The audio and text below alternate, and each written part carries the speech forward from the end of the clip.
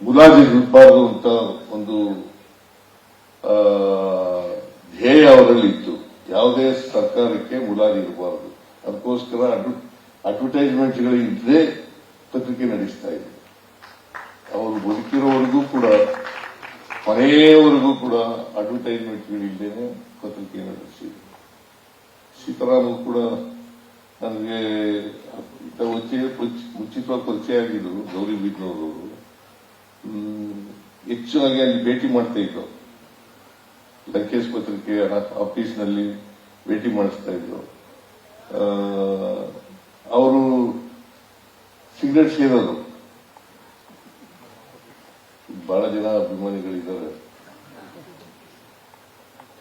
Cigarette ಸೇರೋದು, ನಮಗೂ cigarette ಸೇರ್ಸೋದು.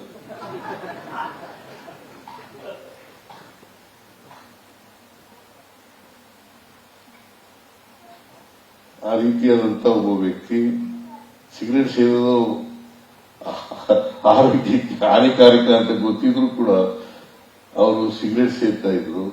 ನಮಗೂ ಸಿಗರೇಟ್ ಸೇರಿಸ್ತಕ್ಕಂಥ ಕೆಲಸವನ್ನ ಮಾಡ್ತಾ ಇದ್ರು.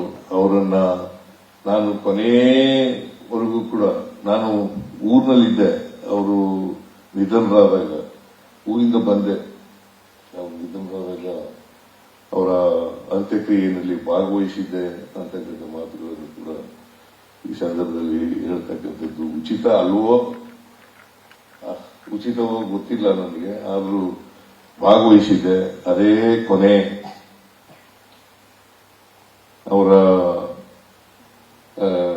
ಎಂತಿದ್ರು ಇಂದಿರಾ ಲಂಕೇಶ್ ಅವರ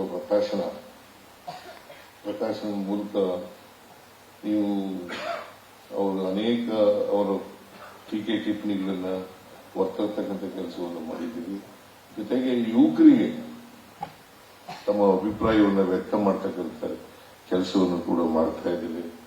ಅದಕ್ಕೋಸ್ಕರ ನಿಮಗೆ ಇಂದಿರಾ ಲಂಕೇಶ್ ಅವರಿಗೆ ಧನ್ಯವಾದಗಳನ್ನು ಈ ಸಂದರ್ಭದಲ್ಲಿ ಹೇಳಲಿಕ್ಕೆ ಬಯಸ್ತಾರೆ.